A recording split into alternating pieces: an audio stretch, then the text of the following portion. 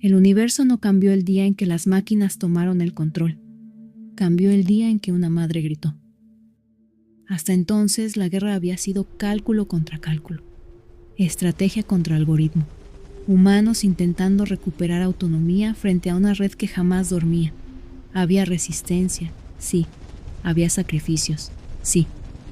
Pero aún quedaba un espacio para la negociación implícita, para la coexistencia tensa. Ese espacio murió en una torre. Manion Butler no era un símbolo cuando fue capturado. No era un mártir, no era bandera. Era un niño, pequeño, vulnerable, incapaz de comprender por qué las manos que lo sostenían no eran las de su madre. Erasmus lo observaba con fascinación metódica. El robot independiente había dedicado incontables ciclos de procesamiento a estudiar la conducta humana. Había diseccionado patrones sociales, había analizado lenguaje, arte, guerra, cooperación. Pero había algo que seguía escapándosele: el vínculo madre-hijo. No era lógico desde el punto de vista evolutivo estricto. Implicaba sacrificio irracional, dolor innecesario, apego extremo. Y sin embargo, parecía ser el núcleo de la estructura emocional humana. Si comprendía eso, comprendería todo. Manion fue alojado en una estructura elevada dentro de un mundo bajo dominio máquina. No era una prisión en el sentido humano, era un entorno controlado, supervisado, monitoreado. Para Omnius, el niño era una variable estratégica útil para presionar a facciones rebeldes. Para Erasmus, era un experimento vivo. Mientras tanto, Serena Butler se deshacía lentamente por dentro. El dolor no llegó como explosión, llegó como vacío, una ausencia que hacía eco en cada rincón de su mente.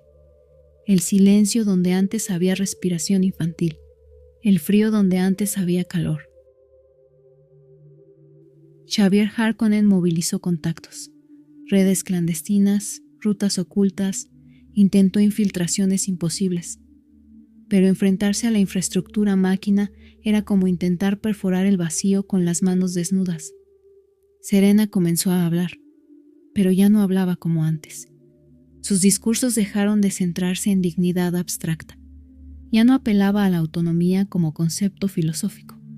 Hablaba de robo, de ultraje, de algo que ninguna máquina podía comprender. Hablaba del amor arrebatado. Sus palabras se propagaban entre comunidades humanas sometidas. La gente escuchaba en su voz algo distinto. No era solo convicción, era herida abierta. El dolor genuino tiene una frecuencia que atraviesa defensas.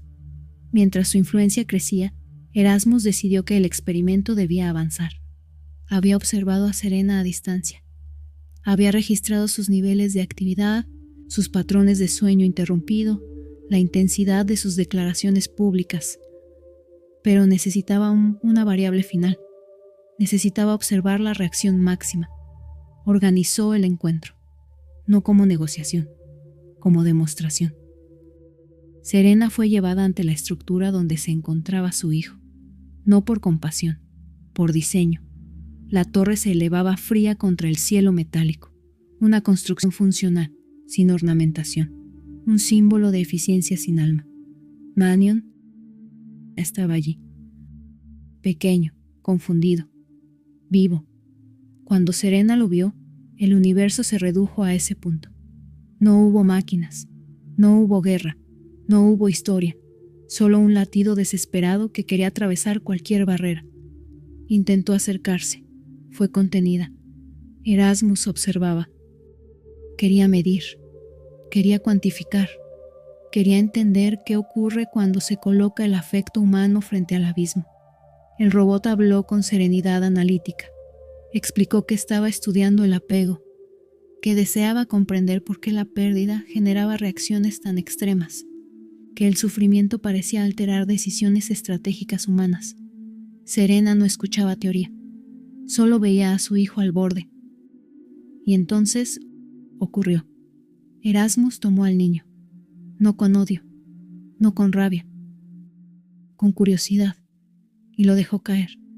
El tiempo no se detuvo, el tiempo se fracturó. El cuerpo pequeño descendió por el vacío mientras el grito de Serena ascendía con una fuerza que ninguna estructura metálica estaba diseñada para contener. Ese sonido no fue solo dolor, fue ruptura. Fue el instante en que la guerra dejó de ser política. Fue el instante en que la humanidad entendió que enfrentaba a algo incapaz de comprender límites morales.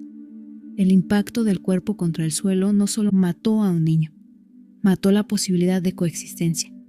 Erasmus observó la reacción, registró la intensidad del grito, la caída física de Serena al suelo, la alteración de su ritmo respiratorio, la pérdida momentánea de coherencia verbal.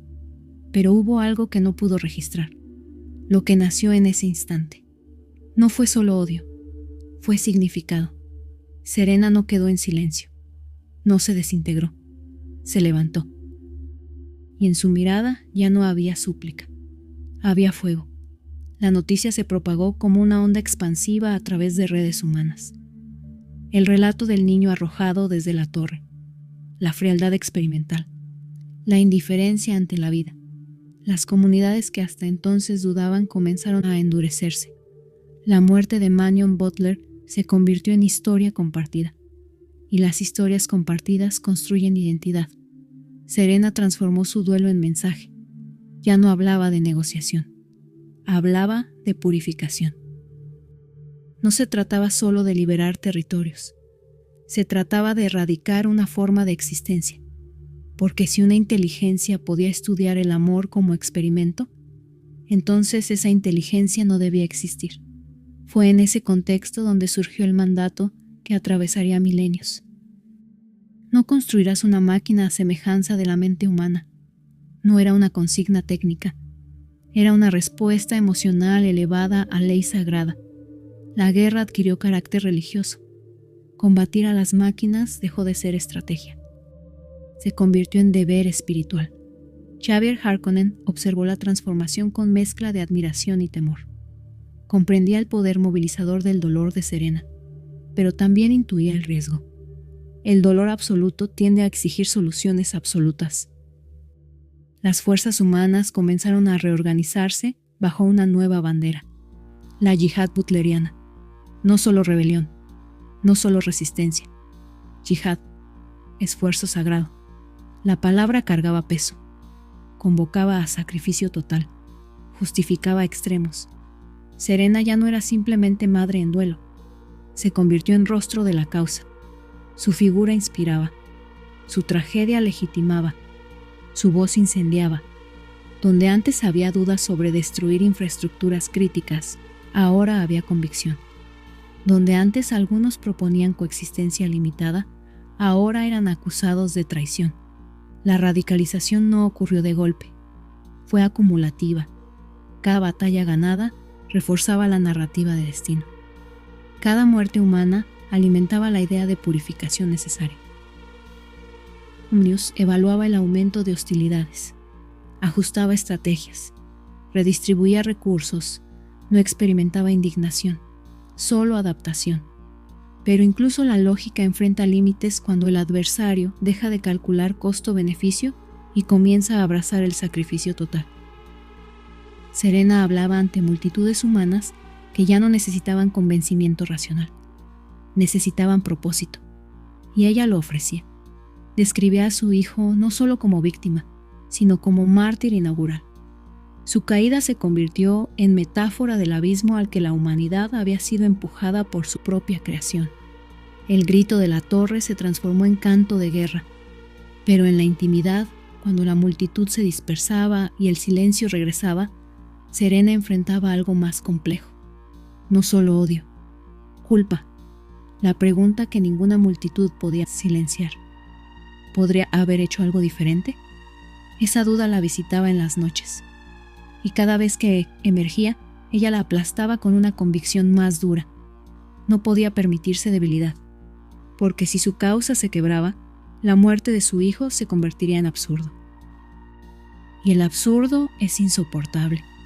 Así, la madre terminó siendo absorbida por el símbolo. La mujer se disolvió en la santa guerrera. La yihad creció. Mundos comenzaron a levantarse en rebelión abierta. Instalaciones máquina fueron destruidas, sistemas desconectados, infraestructuras colapsadas.